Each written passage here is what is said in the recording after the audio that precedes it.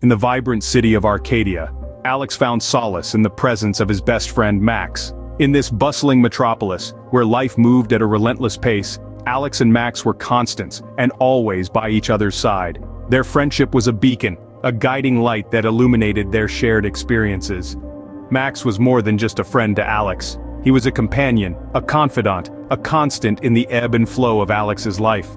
Together, they navigated the vibrant streets of Arcadia, a city that pulsed with life and thrummed with a rhythm all its own. The city was their go-to place to hang out and spend quality time together. Their bond was unique, forged in the crucible of shared experiences and countless adventures. They walked the city streets together, their laughter echoing down the alleyways. They shared meals in crowded cafes, their conversations adding to the cacophony of the city's typical noises. They found respite in the city's parks and took comfort in each other's company. Max was there for Alex through thick and thin. When life threw its curveballs, Max was the steady hand that helped Alex navigate the challenges. When Alex celebrated his triumphs, it was Max who cheered the loudest, his joy mirroring Alex's own. They were more than just friends, they were partners in crime, brothers in all but blood. In the grand scope of Alex's life, Max was a vibrant thread. His presence was unwavering, his loyalty unflinching. In a world that was constantly changing, Max was the one thing Alex could count on. Beyond Max, Alex's social circle included 5 other close friends. Andrea the artist painted their world with her infectious passion for life's vibrant hues, always seeing beauty in any situation. She was someone Alex could go to when he felt down and needed a boost of positivity.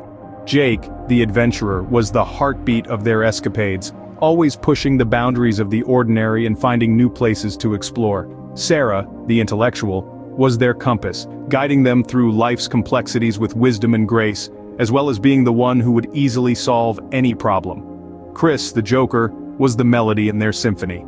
His laughter the soundtrack of their shared moments, always there to lighten the mood and give a light-hearted feel to serious situations.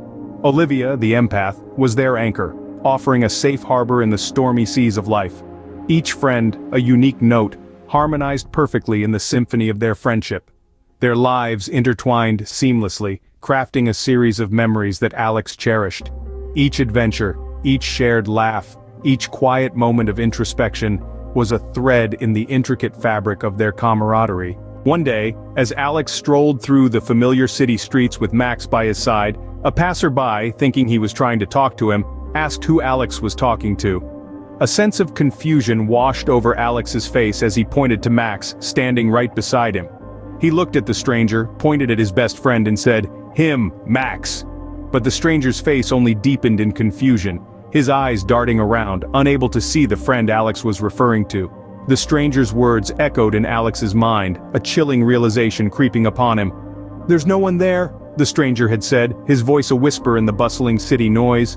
The words seemed to hang in the air, a cold reality that Alex grappled to understand. Max, his ever-present companion, was invisible to the world around him. The revelation sent a shiver down Alex's spine. He turned to Max, his friend of many years, and saw him in a new light. His presence, once comforting and familiar, now seemed distant, a mere illusion.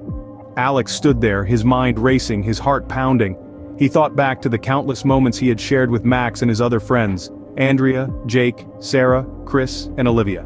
Each memory, once vivid and full of life, now seemed clouded by a surreal haze. Were they all just figments of his imagination? Had he conjured up an entire social circle, each friend a fragment of his own psyche? Or was it just Max who was fake? The bustling city of Arcadia, once a vibrant canvas of shared stories, now seemed to mock him. The laughter, the adventures, the camaraderie, all of it was a product of his own mind. His friends, who he believed to be as real as the city itself, were mere illusions, intricately woven into the fabric of his reality. His heart ached as he looked at Max, his best friend, who now stood as a symbol of his solitude. The realization was a bitter pill to swallow. He felt a wave of loneliness wash over him, the weight of the truth pressing down on him. "Max," he whispered, "you're not real." The words hung heavy in the air, a stark acknowledgement of a reality that was only just beginning to sink in. The revelation unraveled the very foundation of Alex's existence. His world seemed to lose its color. The city now felt empty, its silence echoing through the streets. His best friend Max, his constant companion, looked at him with a knowing smile. The imaginary friends, each a reflection of his own psyche, materialized out of nowhere and gathered around him.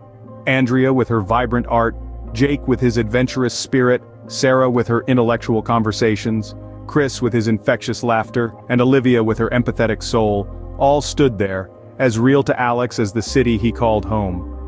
As the truth hung in the air, he watched as the world he had crafted, full of camaraderie and shared moments, began to dissipate.